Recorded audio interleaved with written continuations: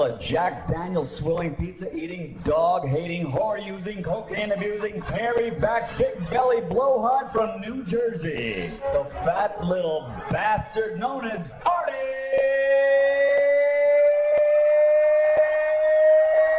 Lang! Artie Quitter podcast. What's today, Monday? Monday. Monday, Mike. March 6th. Tuesday. Mike, I gotta tell you something, Mike. I gotta tell you something. Houston's gonna come in. It's a Thursday night. I thought it's a Thursday. It's gonna be, I don't know, Houston's coming up in. I Houston to call weather. The Jets are gonna be on a roll. They're gonna be, I see Mike gonna be like that's a fourth possible win in a row. I'll look at the schedule right now. You got Denver, nothing. This is 1988, by the way.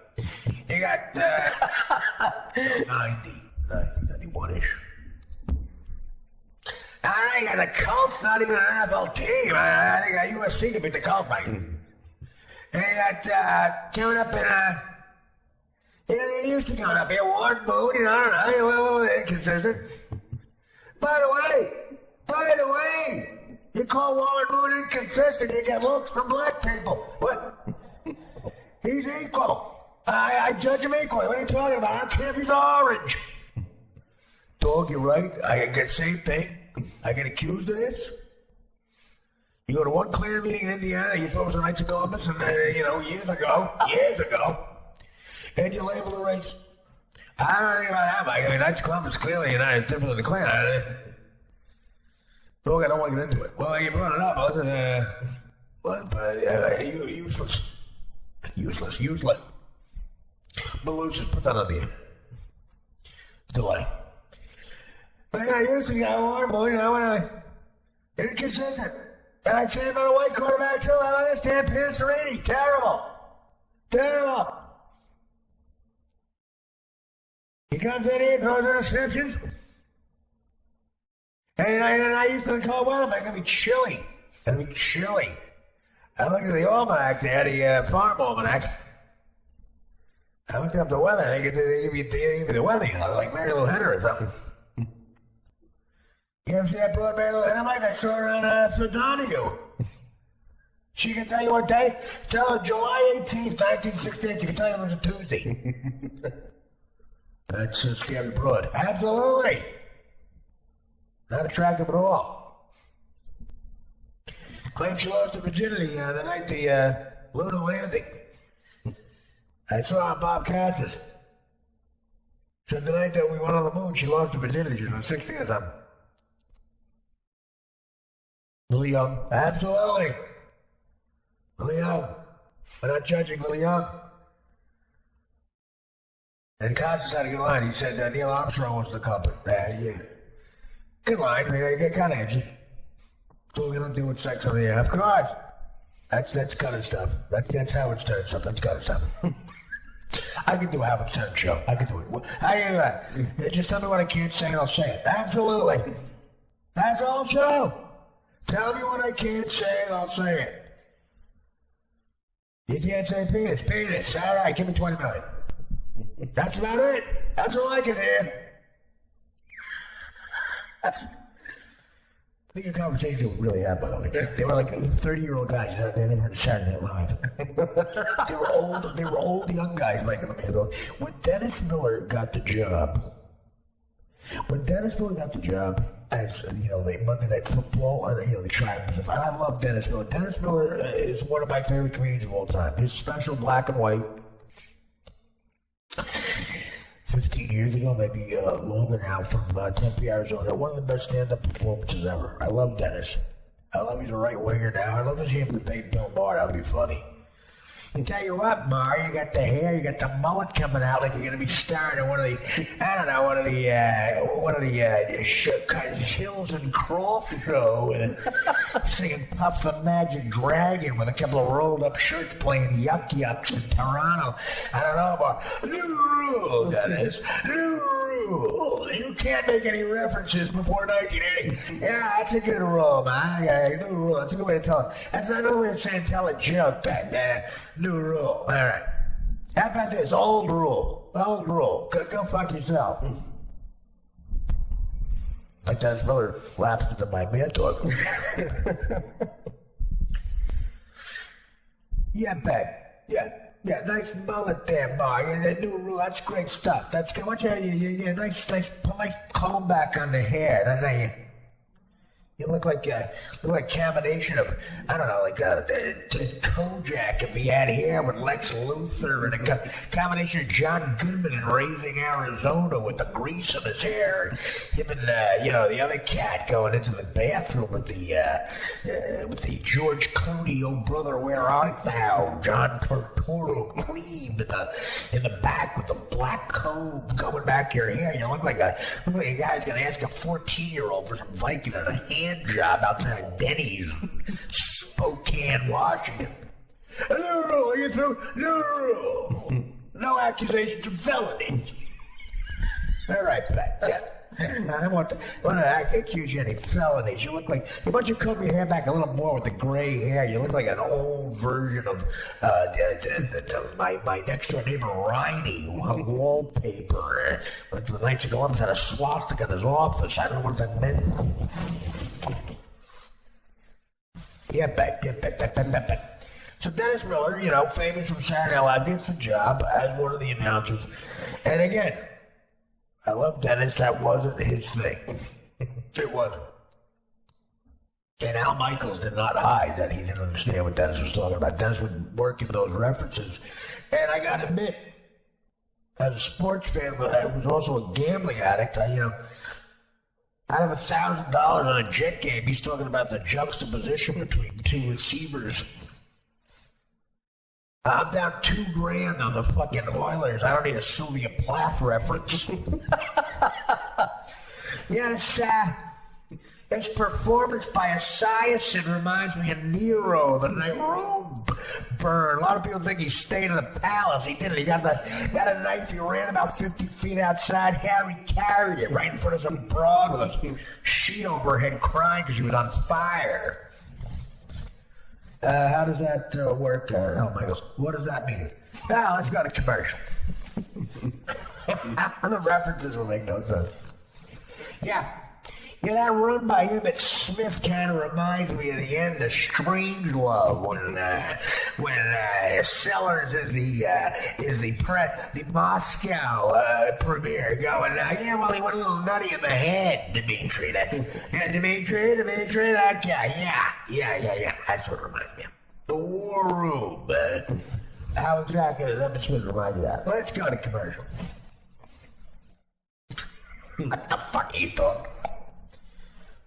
Yeah, Artie Lang just lost $4,000. He's got $2,000 to his name. Driving a cab tonight. He's got a 4:30 a.m. spot at the comic strip.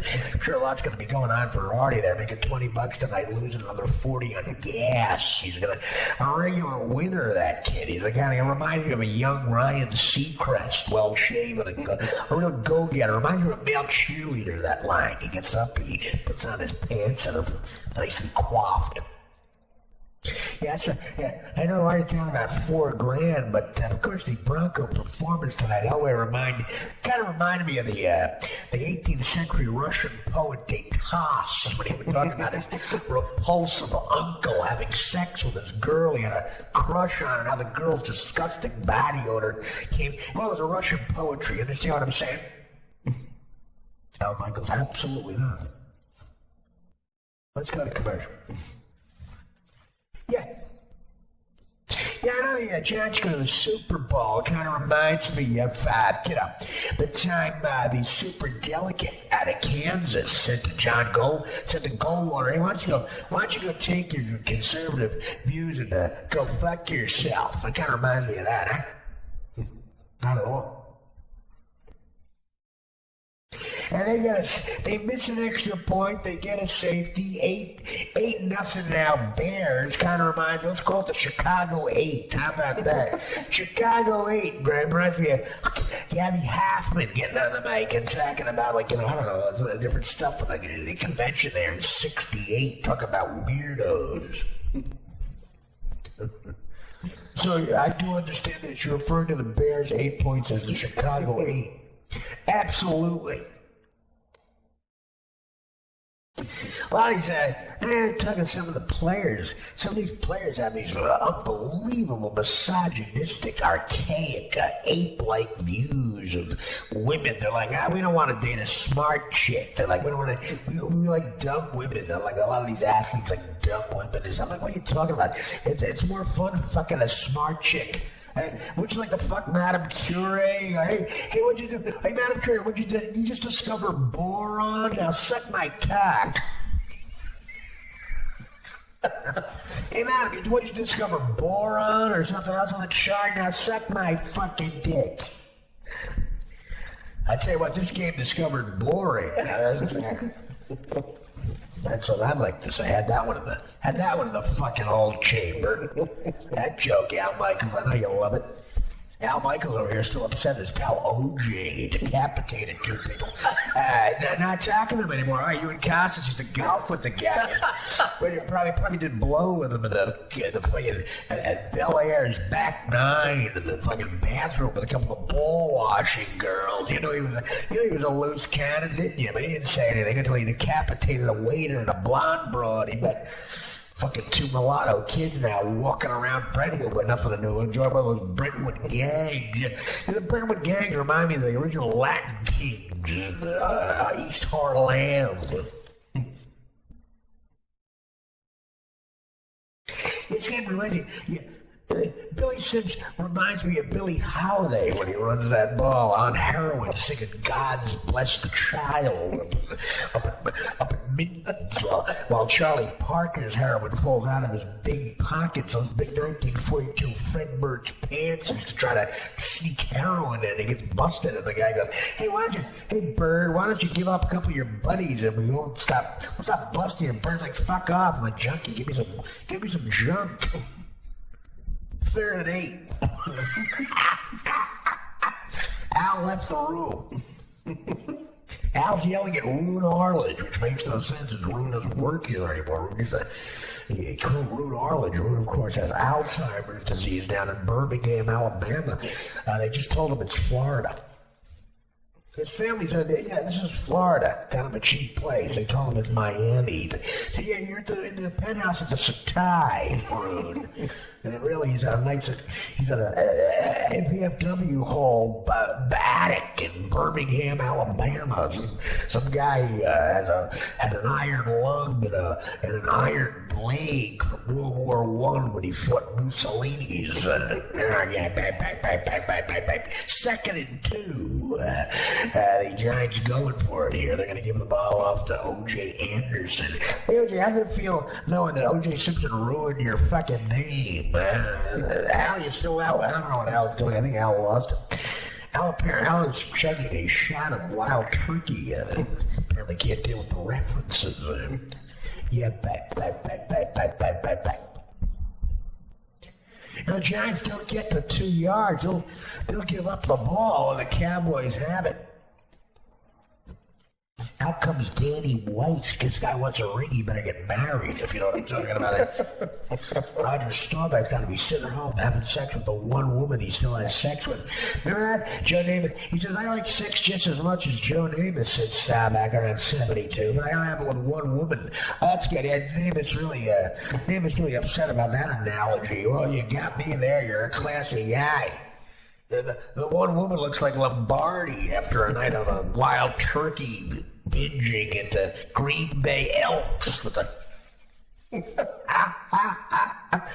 Here's the kickoff. Sean Landeta going to punt. If you recall last time, Sean Landeta tried to punt the ball in Soldier Field. He got closer.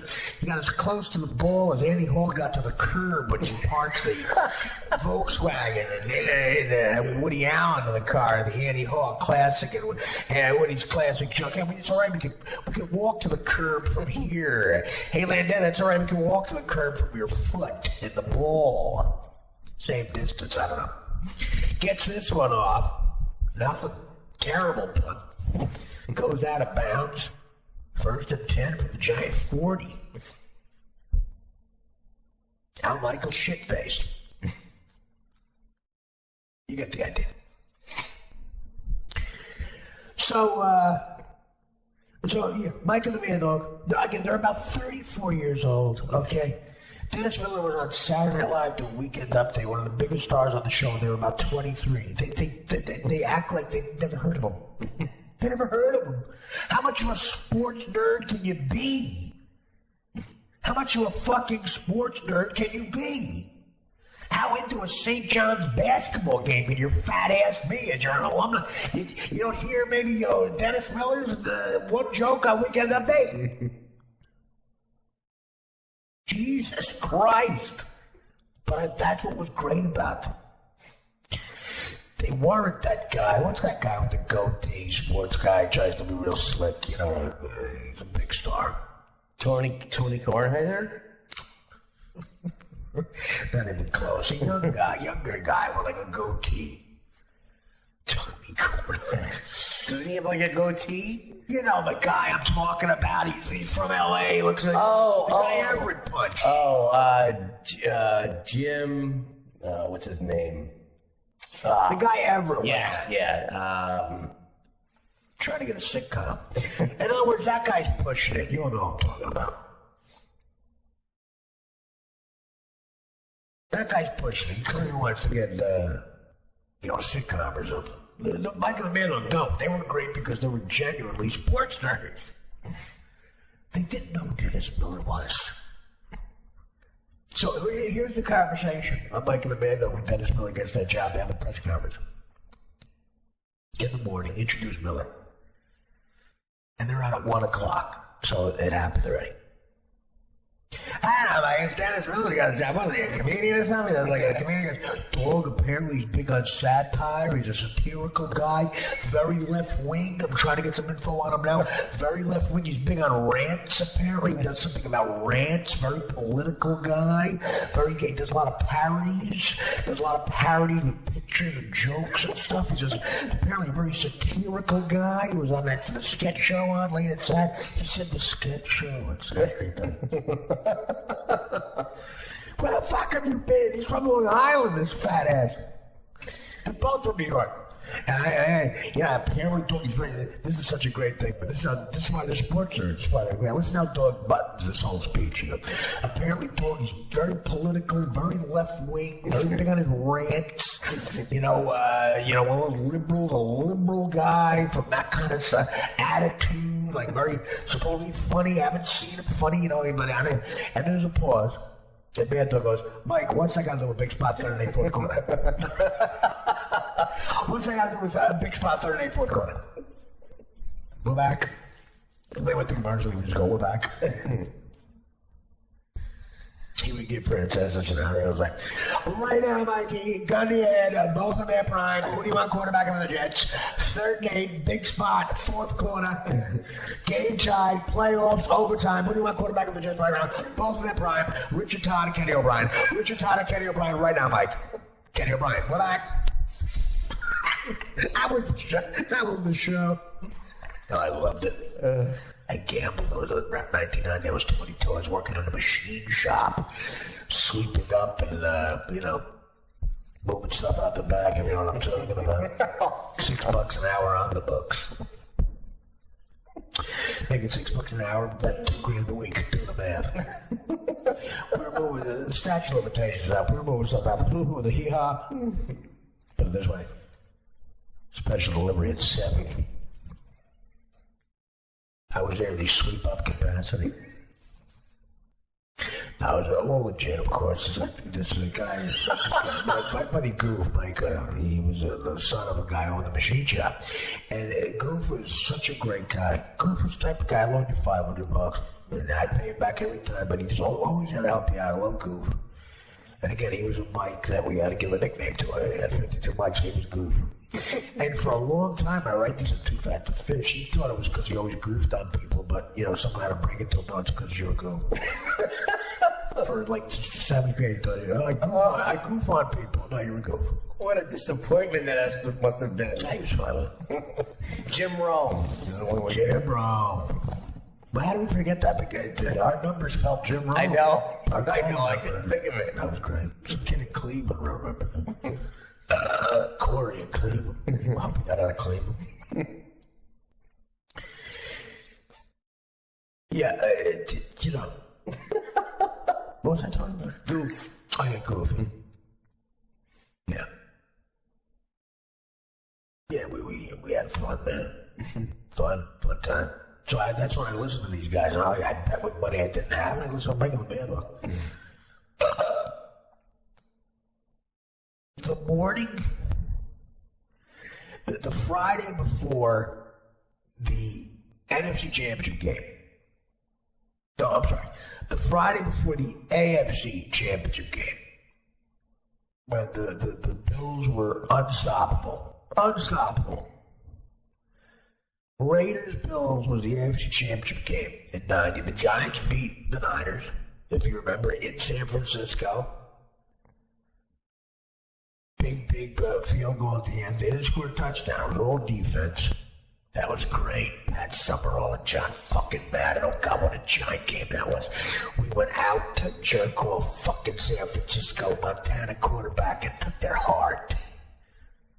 January 91. 90 season, January 91.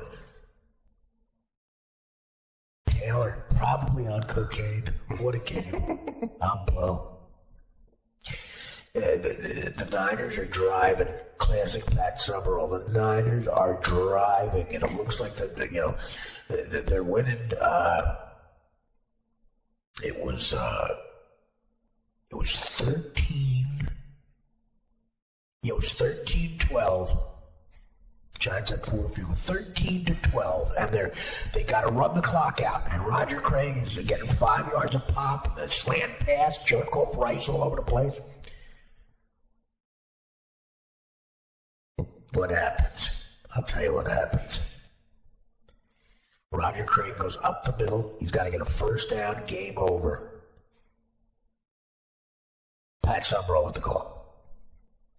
Roger Craig up the middle. Let me go to that. Wait, the ball's loose. Taylor's got it. Talk about a Jersey bar going crazy. Women were getting punched in the face. It was a different time. Oh, the N-word. Right in front of black guys, the N-word. They didn't care. They didn't care. They said giddy, we said nigger, we loved it. We were all winning. We loved it. There were no racial divides. Except the one time this big black kid came to the Knights Club and started an Italian party. My buddy went up to him and said, listen, you gotta get in the back. You know, my wife goes, it's a Christian club, you're a yum. I said, it's a Christian club, you're a yum. And he went in the back, I was went on away playing poker. Oh, they're telling the black kids, white kids were Italians. Or black guy. But it's just such fun. Everybody loves tax. But I mean, it's oh God. Roger Craig up the middle. The ball is loose. Wait. Taylor's got it. And who'd they beat the week before? Don't even say 31. 44-0. 31-5 maybe or something. We had an odd score. 44-7. Started off bad. Mike Tomczak threw an interception like Reds. We don't care about that game. It was very boring. Turn on the AFC game very early. Taylor's got. Come on, you weren't rooting for the Niners, were you? No. Fuck, I hate. Who'd you hate worse, the Giants? You know what about Oh, no, I hated the Niners more than. Yeah. And guess what? Same game. Leonard Marshall comes around the end. Leonard Marshall back to an attack you, by the way. Boom.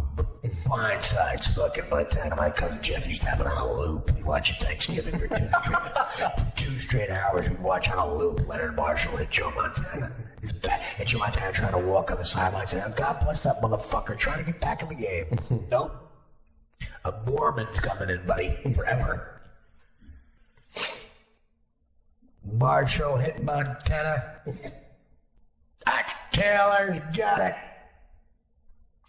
Okay, so Giants are in. Everybody says the Bills are going to destroy the Raiders in Buffalo. And, the line was like 14. And they won 51-3, the Bills. The line was 8.5. But the Giants were getting 8.5 points. Guess what? The Giants, the under. Oh, I love that whole fucking postseason. Oh, God, my life was like that. I'll never be that happy again. Well, 2007, New Year's, I got a blowjob by a smoking hot 23-year-old blonde porn star on the beach at 5 a.m. in front of the Delano in Miami. She was blowing me. I mean, a porn star blew me. It's professional, no rubber. Oh my God. I told her I'd get her on Stern. I don't think she's been on yet. Oh. Actually, she was on Stern a couple times. That's a long story. Dana and I were on break. Oh, come on. Well, Dana knows about that. We were dating. But, full disclosure. For St. Peter's. My wife was some blood work. Oh, God. So that beat it. That blowjob beat it. My life should have said the end. As soon as I came in her mouth, on the beach in the Delano, nice breeze. It's like, good. And it should have said, this has been Artie Lang's life. This is the end. Bye. No, my life had to keep going. Got to be 4 years later, stabbed myself on heroin on my kind of couch. The porn star doing God knows what we charge. I hope she's been checked. No, I gotta keep going and ruin everything. That's what I do. Anyway. Mike and the Mad Dog used to make picks. They made picks, and, Francesa needed a win. So you knew he had to pick the Raiders. There was nothing else. He had to pick the Raiders to beat the Mad Dog. And it was a very personal thing with that. Again, there were sports nerds. That's why it was so great. There was nothing contrived. He wanted to beat the Mad Dog, so he had to pick the Raiders. So the Mad Dog makes his pick very simple. He goes, I gotta take the Bills. Mike, it's your turn. So he's gotta take the Raiders, bro. The Mad Dog makes his pick. There's a pause, and Francesa goes like this. I was as big a fan of just sports-wise as I was of Howard. Mike and the Mad Dog together in late 80s, early 90s. Okay. Pause, and here's what Francesa says. Now that the comedic portion of the show is over, I'd like to school you in surprise picks. And he turns to Gelb, their producer, Bob Gelb at the time, but they used to play the sound of music. He'd go, Gelb, a little Raider music, please.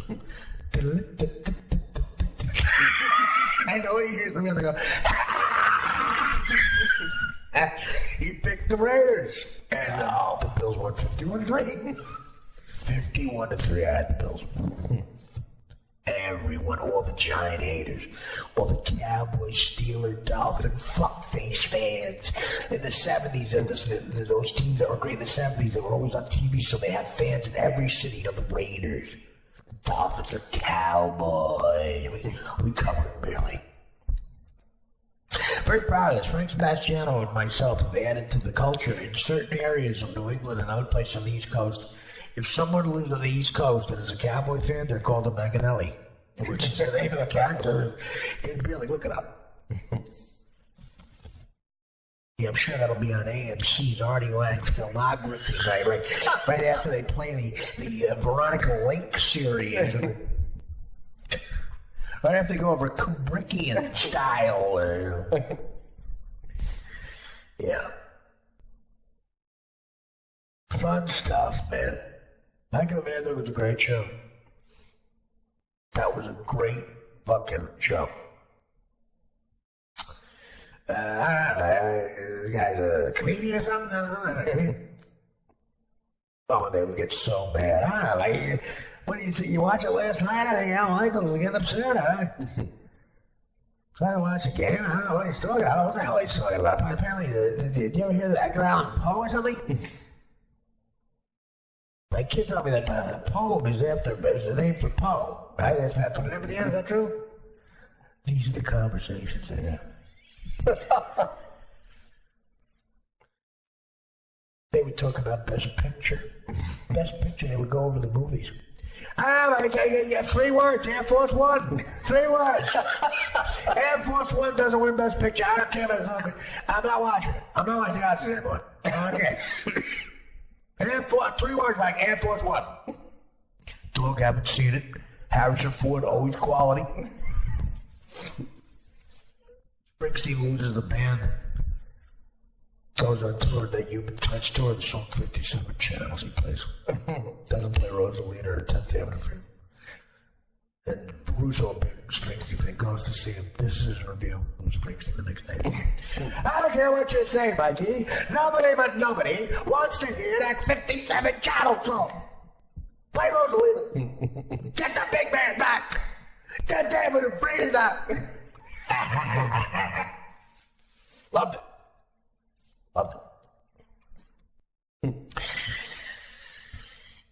My point is this, Aaron Andrews. That's what sports casters are now. Aaron fucking Andrews. Smoking hot chicks talking about baseball. Yeah, that's not going to talk about baseball. I'm going to fuck you, Aaron. In your face. With your consent. And, with the door. Not through the door, with your consent. I don't want to hear you talk about that fucking infield fly rule. I had a great tweet, by the way. She, the World Series games went late. They cut her, and she goes, her opening statements up for the game. She goes, oh God, man, I didn't get the mental 5 a.m. I said, I'm sorry. And I tweeted out, she said she didn't get the mental 5 a.m. Some of the Fox crew were watching, and they said it was more like 3:45. Oh, I loved it. About 1,000 retweets. And she won today. She sued Marriott for $75 million. She got a $55 million case. Let me tell you something. What happened to her is disgusting. She has every right to be upset. Every right. And some people like to say she's overreacting. Your mother, your sister, your girlfriend, your wife put you. You'd want to kill this guy. This guy's disgusting. And what else could this guy do? Or what has he done? She's right to put a spotlight on this. I mean, the guy's gross. So, he could act and do something more violent than that. Maybe he has a right. This guy was in the same hotel as her, knew the room she was in, never met her before, just a stalker, and got into the room and they were cleaning and reversed the thing you look at, the peephole, and filmed her. Filmed her getting undressed. What a violation. What just a problem I never had, by the way. but this poor wife, she has every right to be upset. Crying out. I think it's all sincere. So her and a bust of chops. You deserve a justice for this. But here's the thing. She went. Now you tell me about if this guy was a pervert who did this to her, had $75 million, she would have sued him. But he doesn't. Apparently he has a video store calling from. This guy got a video store. Guy goes to Hollywood Video still. He's a blockbuster guy. Hasn't been relevant since the iPhone. And guy thinks tweet is something fucking the bird makes on the Sylvester fucking cartoons. By the way, Tweety Bird, not used enough in the Twitter commercials. Tweety's always tweeting. You can have that for free. Not the KFC championship game before the football. That's right. So this guy goes to, Marriott, knows where she's staying. He's done it before. He's got it down to a system. And don't let me get it wrong there. What happened? So he goes to the front desk at Marriott and says, I want a room next to Aaron Andrews. And they don't ask him anything. They don't vet him at all, right? Yes, I think he called there and tried to find out if she was staying there. He drove from suburban Chicago, if I'm not mistaken. Of course, Chicago. Found out where she was staying, and then asked for a room next to her at the front desk. His information is available. It happens to me on the road. I'm not saying I'm some A-list celebrity, but people find out where I am and they call, oh, let's do coke and heroin. And I'm like, then I gotta find out where they are and the directions. All right, where are you? Okay. Now, I remember from last time, Daniel's in St. Louis, that right by the end. By the way, Castle, right? And they drive me back. I'm late for the show. No, so they just give her. She finds it. So he goes to the Marriott, and they say, I want a room next to Aaron Andrews. And they go, do you know her? Or nothing. suppose. They didn't ask any questions. Did they know of him? Like almost like as a joke? Some guys know. Oh, no. This is a random really guy. bad, really Yeah. bad. Okay. That is the Marriott's got to be better than that. Artie Andrews is a celebrity, and a lot of these people who work there, they get resentful of celebrities. They're like, I don't know why she gets special treatment. She's not Tom Cruise. That happens. Well, she's known. I agree. I'm not a celebrity. A lot of people get excited about, but I still have people who might fuck with me. I'm known. What do you want me to tell you? Artie Andrews is, seems like a nice person. You know, she's a hot chick who's known. Marriott's one of the biggest chains in the world. Somebody's got to be trained to go, why do you want to be next to Sir, first of all, you look like to borrow a Dom Herrera term, you look like a human sloth. Why exactly do you want to be next to Artie Andrews? Ask that question. And you might have an embarrassing moment where he goes, I'm her brother, excuse me, I'm her cousin, and she knows him. Okay, risk that embarrassment. And your explanation is, look, I'm just being safe. He's disgusting. What you do? It might be embarrassing, but you got to ask the question. One question like that, this doesn't happen. But she got 55 million. Okay. Fine. She deserves justice. I just want, so Marriott makes that mistake and this happens. That's the mistake they made. No malicious intent, they made a mistake. Okay.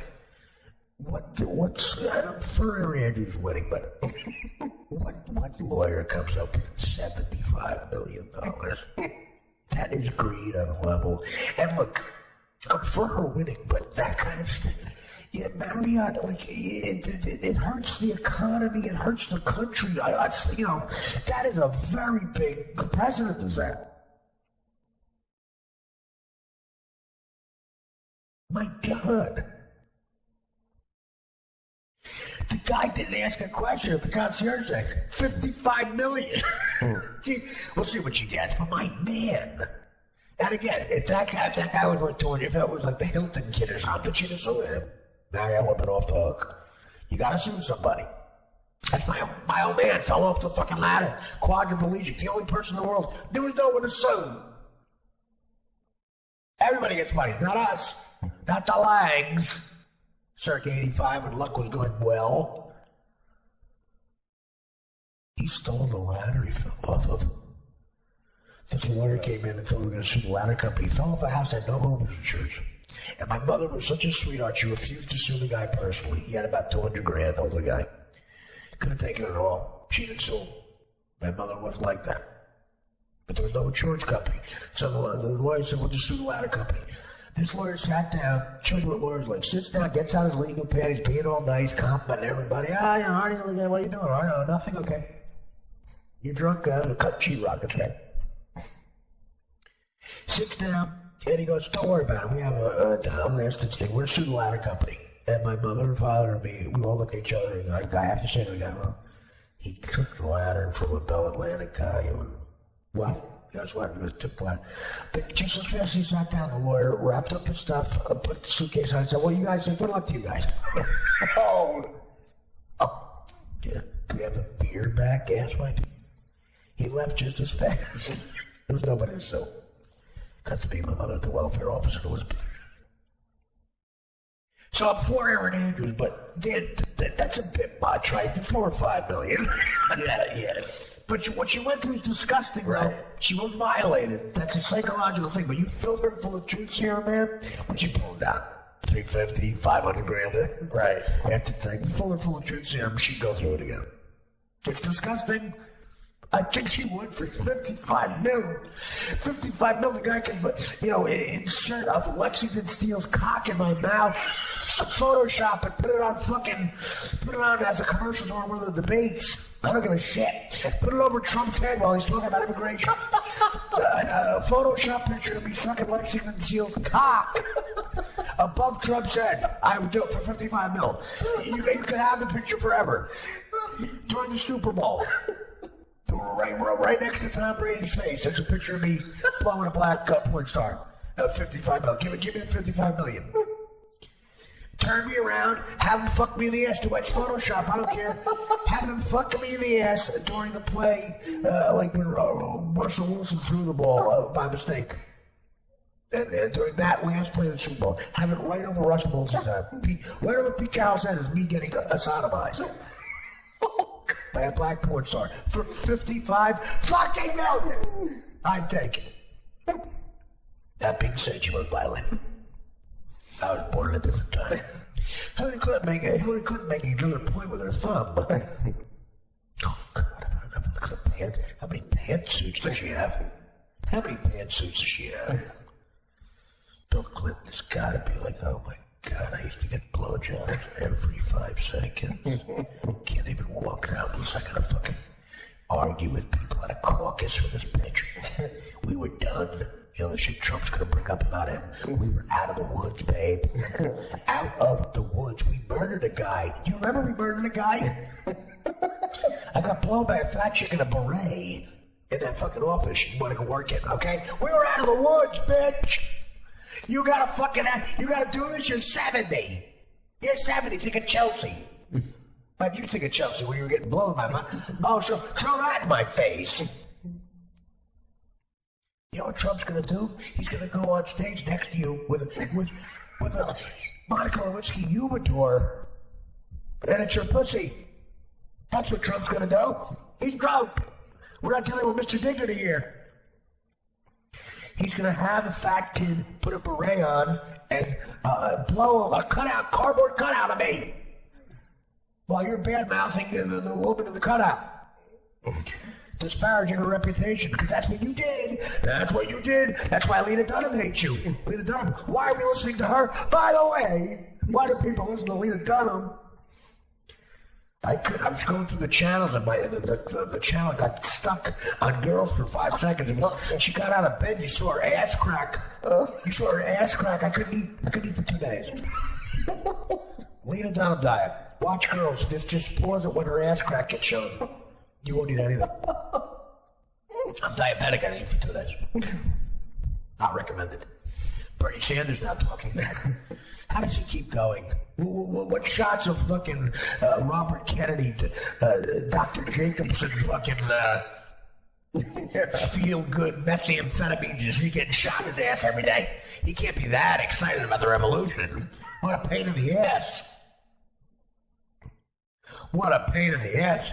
By the way, his wife is starting the Janis Joplin story. Broadway. Just see her, Jesus, right? Nice woman. She's singing me and Bobby McGee right now. Singing me and Bobby McGee for the crew back there. He's big Bernie Sanders. I've said this before. He's so fucking old. An assassination plot against Bernie Sanders. You just have to wait. Just wait. See 2 terrorists just standing on the street. What are you guys doing? We're killing Bernie Sanders. Right now, me and Dennis are killing Bernie Sanders. We're waiting. How long have I talked? 38 minutes. Man, talk against me. I'm late at it. Let's take a break. Okay.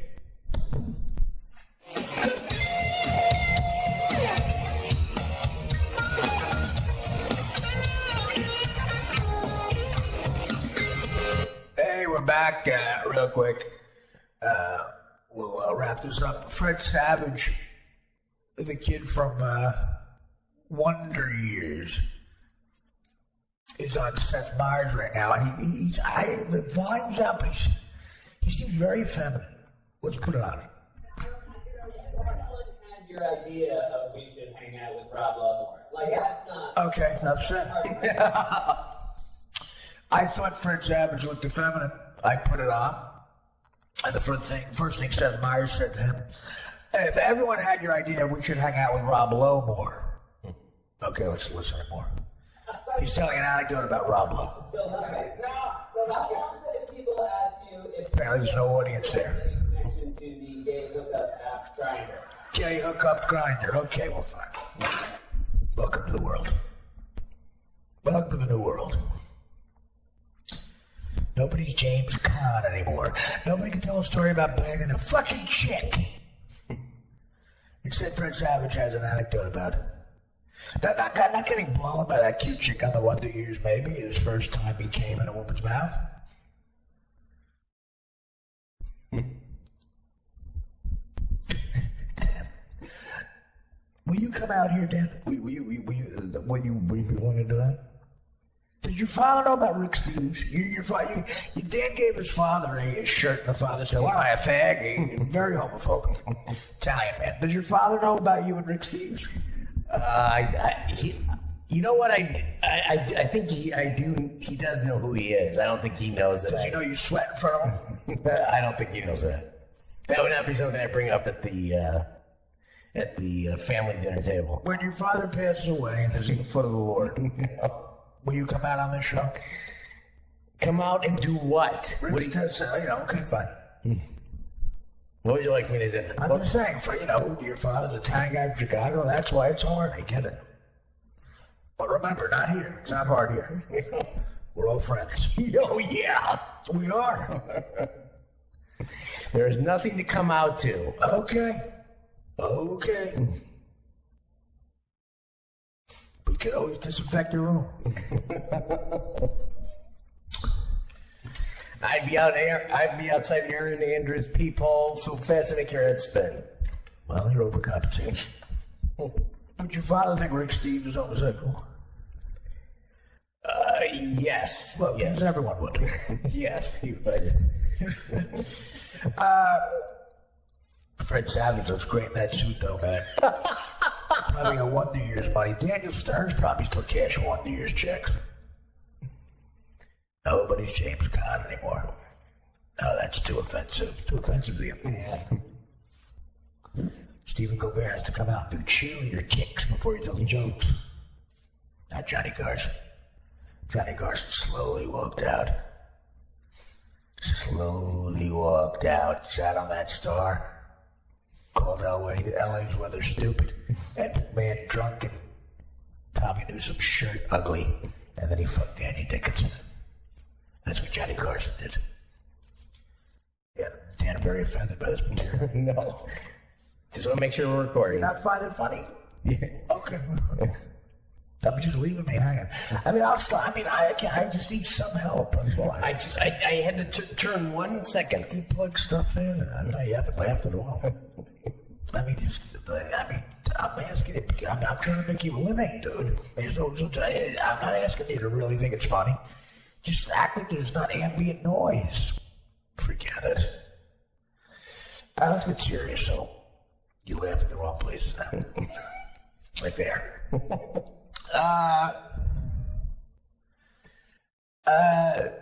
So I went to an AA meeting in Pittsburgh, and I met some people there, and I made a kid a promise that I'm going to keep at the end of the show tonight. I'll tell you what it is in a second, but I went on Twitter, and I saw the hopelessness in this country. It really is. A couple of kids didn't recognize me, and I knew that might happen. It was a midnight meeting outside of Pittsburgh. I went by myself. I needed it. I was in rough shape. And they could tell that, and it helped, but it was a very depressing situation. It was a town adjacent to Pittsburgh, by where the Improv is, where I did my 3 plus-2 shows. And I needed to go. I would have went to a bad place, in my head and then physically if I didn't. So I went there. I talked to some of the guys, and they're very nice and talking to me. But young kids, like 22, 23 years old, heroin addicts, opiate addicts, they can't get out of the house. Their parents have issues, and that wasn't me. I didn't have that problem until later in life, and I can't imagine being crippled by it at that age. So I went on Twitter, and I said, well, we're going to have a little contest here. Not a contest is a bad word for it. I'm going to do something charitable. Dave Navarro's coming in. He's had some of the same issues I've had. Great guitars from Red Hot Chili Peppers and Jane's Addiction. And a good guy who I met before. I squeezed his girlfriend's tits. Carmen Electra at the time, right in front of him on the Stern Show, 2004-ish. Great guy. And he's going to come in live. We hooked up on Twitter, and what I want to do is through Twitter and maybe through an email I'm going to put up, and a couple of people who work for this addiction charity, Jimmy Graham, that I did stand up for a couple of weeks ago. They are going to help me with this. We're going to vet people, and I will bring 2 people on here. When Navarro's here, I'll ask Dave how much he wants to do. He can just meet them, or he doesn't have to meet them. I don't want to put any pressure on Dave, but I know he supports all you guys. But I wish you well, man. I look in the eyes of these kids and they say, you're an inspiration to me. I'm like, well, why? Just get somebody else who's better. But it means a lot to me that you say that. And I do love you and I care for you. And I wish there could be more people. The people that do sign up for this that I can't give them sort of prize to or whatever, there's help because it's financial. Maybe some other people will step up and help you out, but I will try to be a friend to you. But I figured I could cover this. A lot of people at this AA meeting were telling me, the reason we don't get help is a lot of it's money. We don't have insurance because we don't have jobs. And can't afford Cobra, all this other stuff, and they can't go to rehab or detox. Detox is very important because of the withdrawals. Again, that's the difference with opiates, guys. That's what I have to teach you. When you're young, you don't realize this. Any other drug is, terrible. Cocaine is terrible. It's just, they call it the white lady. It seduces you. There's nothing good about it at all. But opiates are different. They become a part of you. You need them like oxygen. If you do them for just a couple of days, it could happen. I'm not talking about shooting heroin like Keith Richards or something.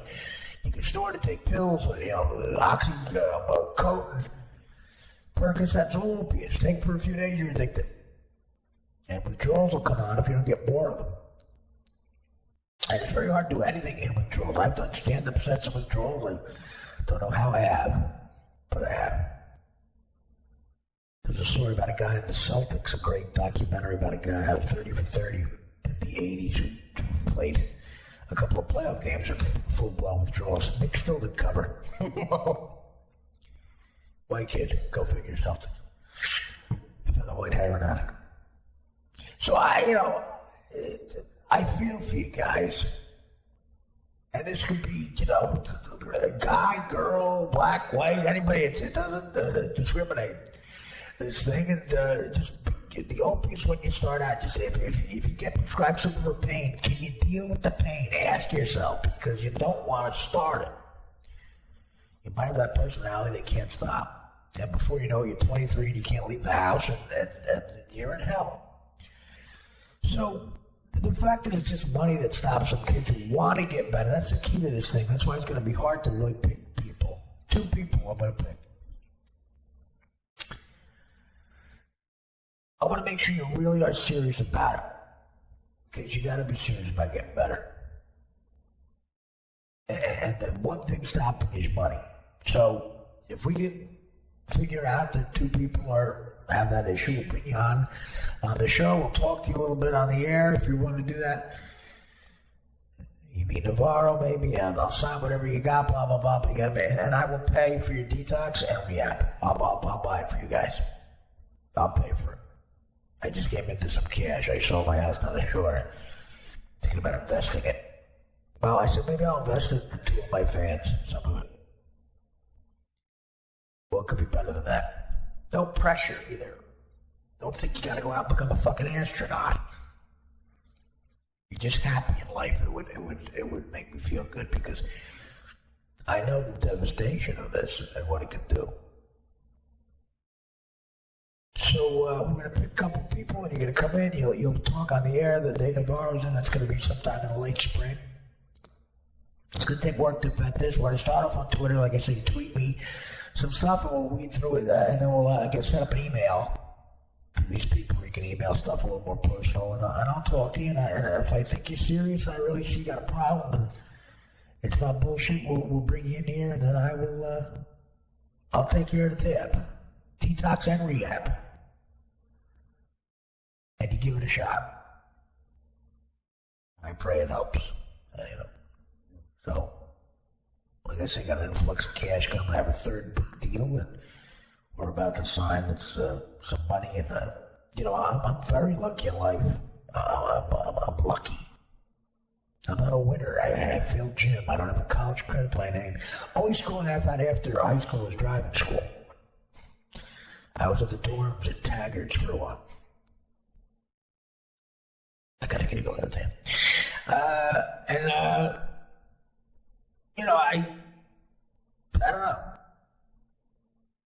Who knows? Maybe I'll end up coming with you guys.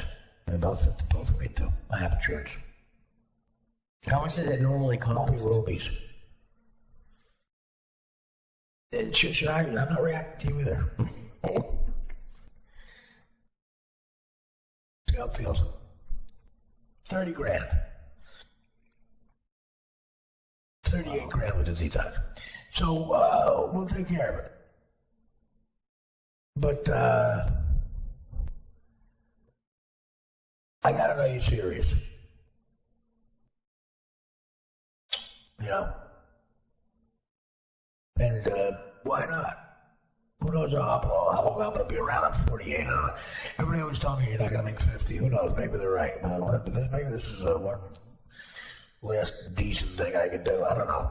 I just hate seeing you young kids. The emptiness in your eyes, the hopelessness. You can't get a job. This whole millennial thing, can't get jobs. Some of that's bullshit with some people. Like, the Hilton kid, I'm sure he can get a job. That Hilton. Like the Trump kids have a job where the name Trump is on it. That was a good place to go after college. Donald Trump Jr. said to his father, "Where do you suggest that? I'm graduating from college. I would go to one of the 4,000 buildings that have your name on it." His baby brother Eric says to Donald Trump, "Here, I don't want to go to Dad. I'll go to my older brother. Where should I apply? I'm about to graduate from college. Do what I did. Go to one of the buildings that says Trump." We've all done it, actually, including the broad. She's become a legend already in the hotel business. She's 32. She's going to have a baby. She's retired. Make America great again. No, the Trump kids, when the two sons talk about the importance of hard work, I really listen to that. But this is why Trump is getting elected. I don't want to sound like I'm bashing Trump, because he's speaking to these kids at these AAs with these empty eyes, and their parents, there's nothing. They have nothing. They can't get gigs. And they go, "Artie, we know you're a loser. How'd you do it?" "Well, I have an Artie impression that I do." That's it. When I'm on board and being able to, he went to set them. Still can't do it fully. Not all of us can do Baby Pig. I'm blown. We'll get to that in a second. But I just hate to see the emptiness. I hate it with these young kids. I just say, if it really is just about money, we'll take care of it. I don't know. It's a bit of money. You think the bar will kick in when it comes to royalties from Jane's Addiction? Been caught stealing? I mean, gotta be getting some kid. I don't expect it. Dave's a good guy, by the way. Great guest, open book. A lot of pussy. Ooh, Lily. Funny guy, too, so we become friendly. But I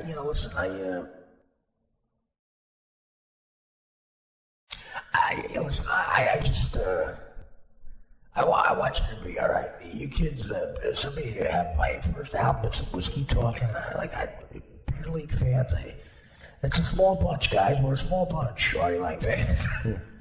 I appreciate it so much, and the people who subscribe to this podcast. So more to come, but to the people that I can't help out, maybe we could get some bigger organizations involved that could help here, get you some help in another way, or if you need to talk, I'll try to talk to you. I don't know. I know the feeling of the withdrawal and not being able to function. And to have that at 22, I was, I didn't go to college. Like I said, I was working at the port, driving a cab, saving up money. We had nothing, less than nothing. We were in debt. But I had hope. You have hope when you're 22. You have hope. And I went into the city, which was just a few miles away. Thank God, into New York, and I went to a comedy club one day, and it worked. I make a living out of it. I'll try to help you out. Like Paulie says in Goodfellas, I don't know, you run the restaurant, I'll try to help you out. I'll try to help you. It's not even fair. I don't know anything about rehab. I go in and I get some pills. All right, I'll help you out. You run the joint. I tell you, you go to rehab, you go to the joint. I'll try to help you out. All right, thank you, boy. Thanks so fucking much. I mean, this guy Tommy, he's a fucking arch criminal. I walk out my house, I'm looking over my fucking shoulder. I don't know whether Tommy's a loose cannon. What can I do? Want me to shoot him? And that wouldn't be a bad idea. I was fucking kidding around. I love the kid. I mean, how many kids knows about it? He can help me run. He's in there so much he could be a fucking stool, this guy. You know anything about this restaurant business? He went around. Now he's in business with Paulie. If he's got a problem with Tommy, the waiters, the bills, he can go to Paulie. But he owes Paulie money every month to cover that nut. There was a fire? Fuck you, pay me. Didn't cover your nut? Fuck you, pay me. Somebody had the flu? Fuck you, pay me. God, Goodfellas is a good movie. It's known The Intern.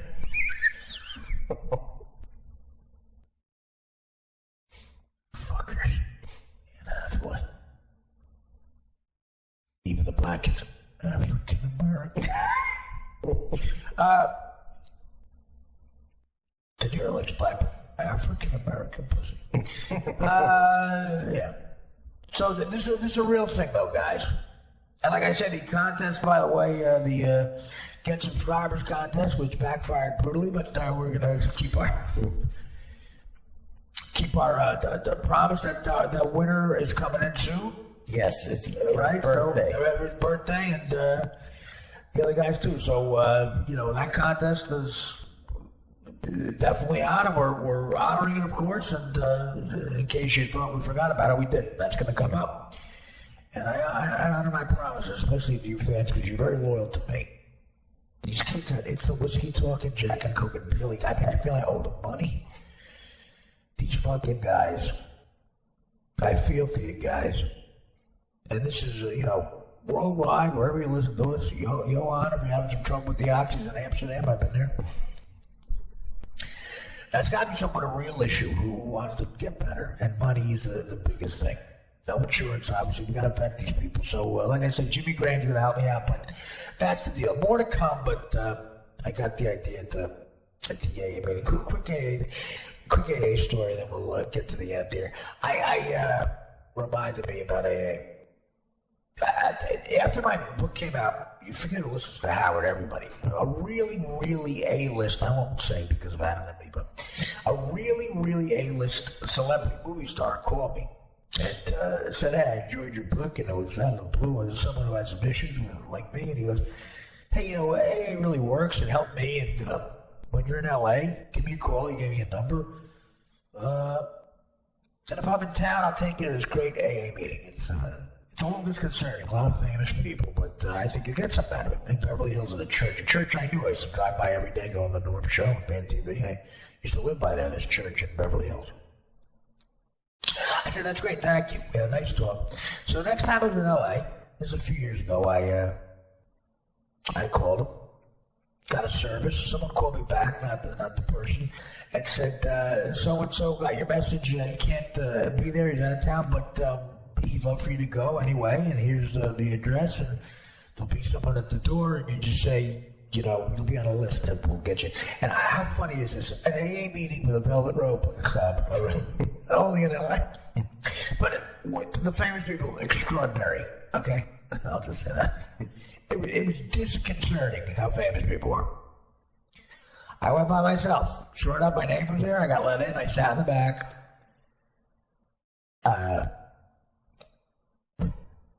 Okay, these people are very public about their recovery, so I'll just name a couple of them. Ringo Starr spoke.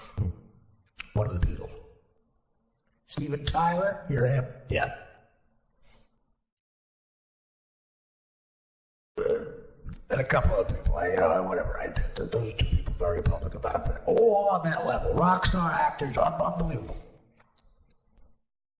I watch a very famous rock star give another famous rock star a 17-year chip. Every year you're cleaning a chip. I saw that ceremony. And all these rock stars with the massive issues, like Steven Tyler, I think, was living in a cardboard box in Times Square after Dream On came out, Walked his way, got him back on track. And they're all walking out, and, they look at me, and I'm the one that's not a rock star. And I guess I looked a little sad. And one of them came up to me and then burnt that rock star way. And I said, "It gets better, man." Thank you. And the person who said that is actually a great guy. Been very good to me, but it gets better, man. Okay, thanks. When? Like the A-list celebrity has stopped taking my calls, by the way. No. I'll just say this franchise. Anyway. So that's my AA story. Okay, I made a promise to this kid in Pittsburgh today, and I'm gonna. He told me to go by the name Mitch. Call him Mitch. He's fine with that. He gave me permission. He wants me to dedicate something to him. For younger people, you might never heard this. This is another story from 2004. You know, the Ash Wednesday story that I told on Howard. Blah blah blah. This is this story. When we left K-Rock regular radio to go to Sirius Satellite Radio on the internet, they had a poll of the people's favorite moment in the history of the show, all 20 years. This story you're about to hear me tell got number one. It beat out, midgets lighting their dick on fire. This is June the 14th, 2004. Jesus, how can you remember that? Because it's, the date is sent to me.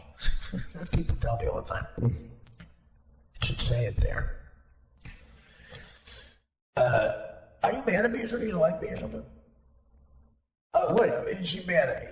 No, not at all. I'm not laughing at all. I mean, we had a discussion about it. I mean, I really need us to, you're going to help, but make us money, It's not about whatever. Just sit there. Okay. This kid loves this story. It's about me.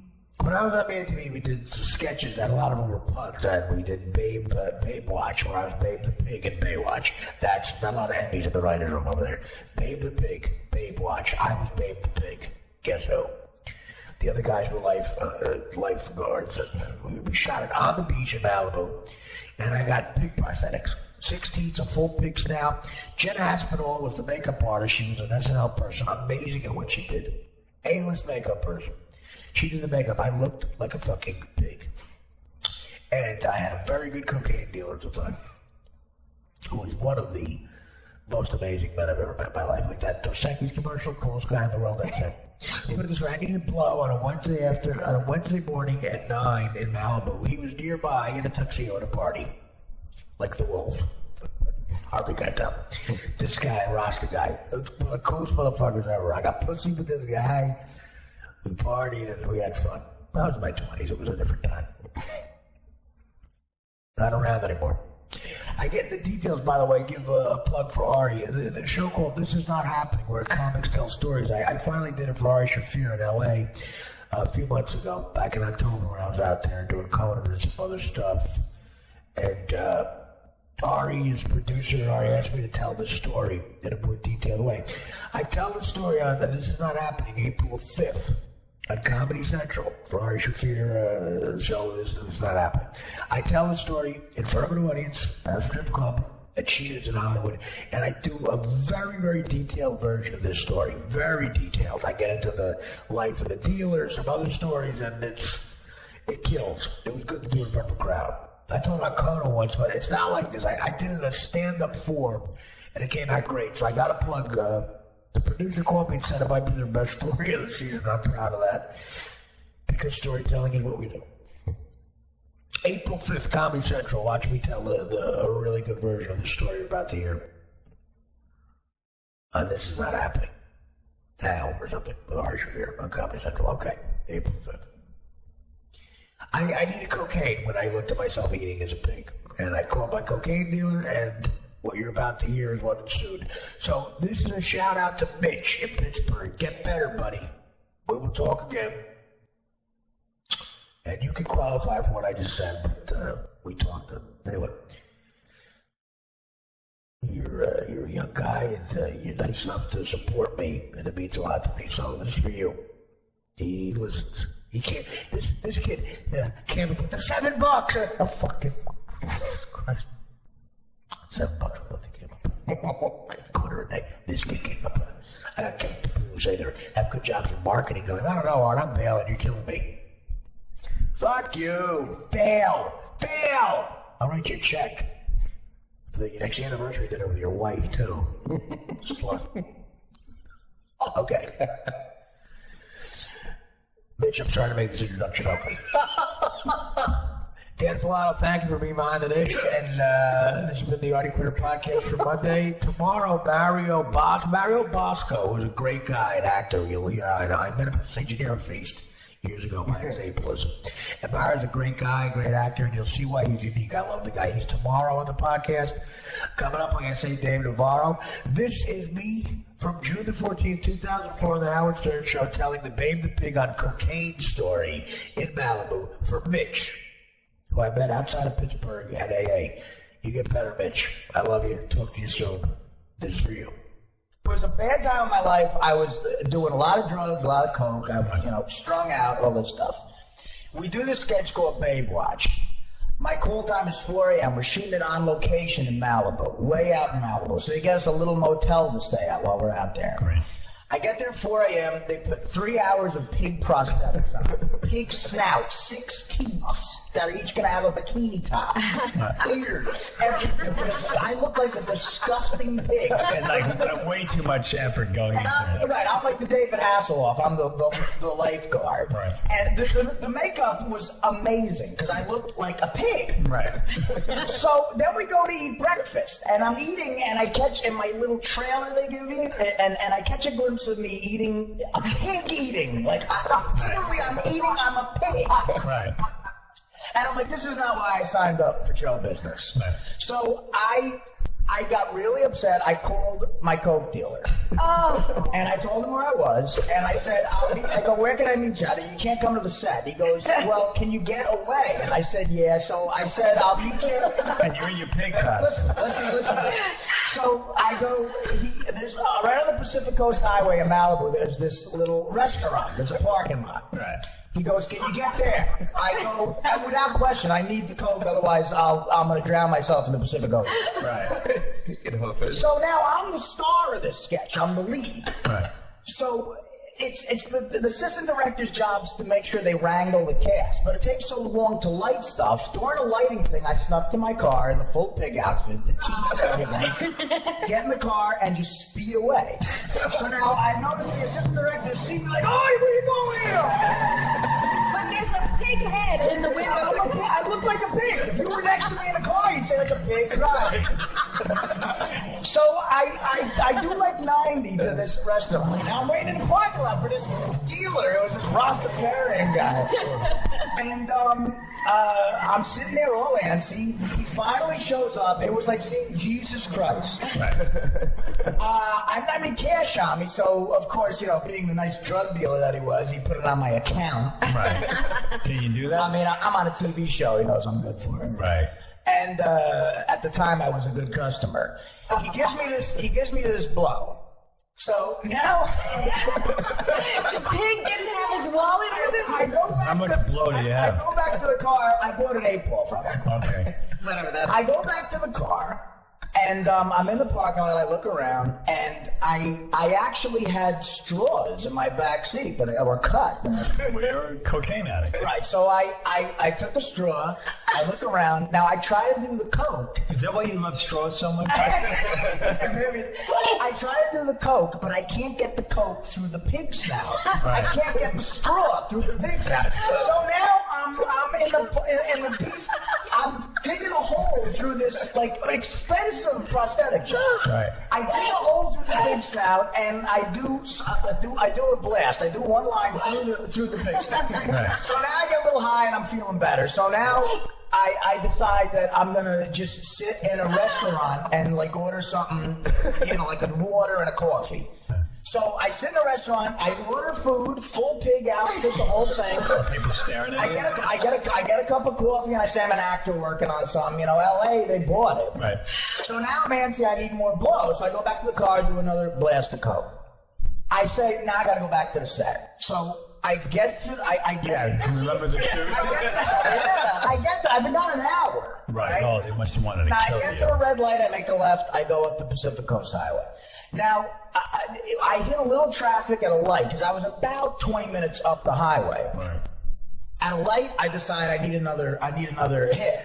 So I do like a key hit they used to call it. You put a little bit on the end of the key. Right. So I put a little bit on the end of the key. Your pings down. I looked over, there's a woman in a Lamborghini. Like a high chick, and she looked over and she wasn't there, she was on an acid trip. She goes, that's a pig doing cocaine.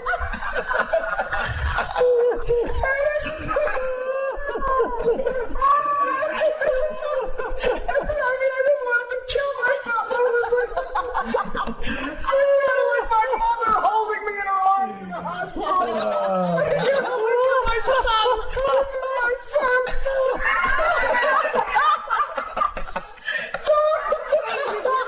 Do you get back to the Listen. I don't even care. I'm just doing coke at the red light.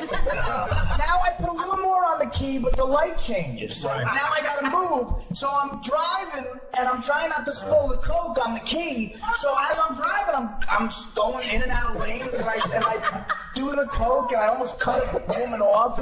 It's a big mess. It was a bit of a mess. And it's also 10 o'clock in the morning. Get back to the set. I shoved the coke in, like, they give me a bathing suit to wear as a lifeguard. I shoved the coke in, like, the lining of it. Everyone wants to kill me.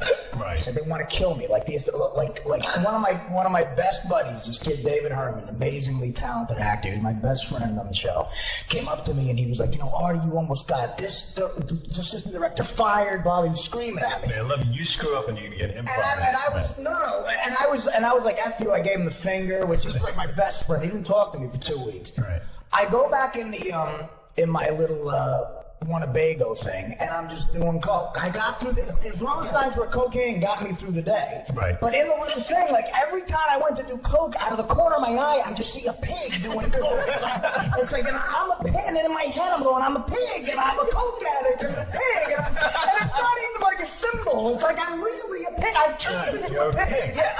You're a pig who eats and does coke. The sketches, they all play like hot lifeguards, the rest of the cast. Yeah. Right. And the sketches, like, from that movie, I had to listen. Babe, yeah. Listen to this. To get the Babe voice down, what they used to do at Man TV when you had to do an impression, they would give you a Walkman of the movie. Right. And you listened over and over again. I remember the kid David Herman had to do Pauly Shore once. He almost quit.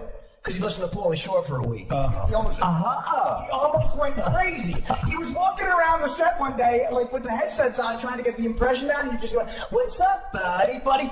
F this, I quit, I can't do it." It's too stupid. And then he did the most amazing impression of him. So I'm listening to the movie Babe, Right. coked up. Yeah. And trying to get the voice down. So I'm walking up, pacing around the beach, like all coked up, going in, I'm Babe, I'm a pig, I'm Babe, I'm a pig. That was my line. I'm going, I'm Babe. And you're high. Hey, I'm Babe. And then they give me a bunch of chicken I gotta eat, like a pig, and shove the chicken in my mouth. And I'm going, I'm Babe, guys, I like you, I'm Babe. The rest of the cast just keeps going, you're a pig, you're a disgusting pig. That's the line in the effing sketch. Right. So, it was like the most surreal day of my life. Right. So it ends, they rip the prosthetics off me.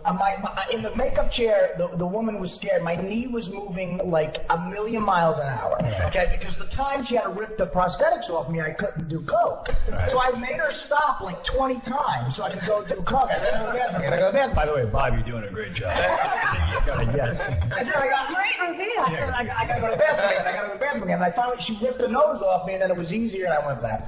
So now everyone hates my guts. Right. Okay. I get back to the motel, and it's a little awful. Gary, you saw the movie. Yeah, it's a tiny little dive. I finally fall asleep at like 4 a.m. and I gotta wake up at 5 a.m. Right.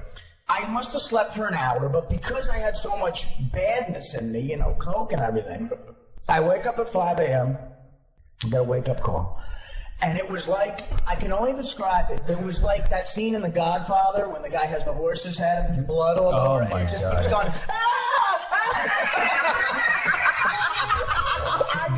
Were you naked with sleeping in the bed? I fell asleep with just like jockey. All right. It must have just fell out of me. I must have lost my, whatever, I must have lost control. So I wake up, there's like, it's on my arm, it's like, I'm going, because I must have rolled around in it. Yeah, right. Like a pig would do. Right. Exactly what a pig would do. They got Coke. So I'm going like, oh, what is it? Oh, it's not, because at first I really did think it was blood. I'm going, you know. Did you think also that maybe someone had done this to you out of anger? I was very paranoid, obviously, at the time. I get up and it's all over me and it's all over the bed and I had rolled in it and it was just like, it was a mess. And you smelled and... Smelled and I realized, okay, I know what it is now. So I don't Did know it ever what happen to you before? No, never. Never. And not since, thank the Lord. You lost control. Right. I did. A lot of coke addicts. Everyone's got a story. Yeah, I've heard this. No, they don't.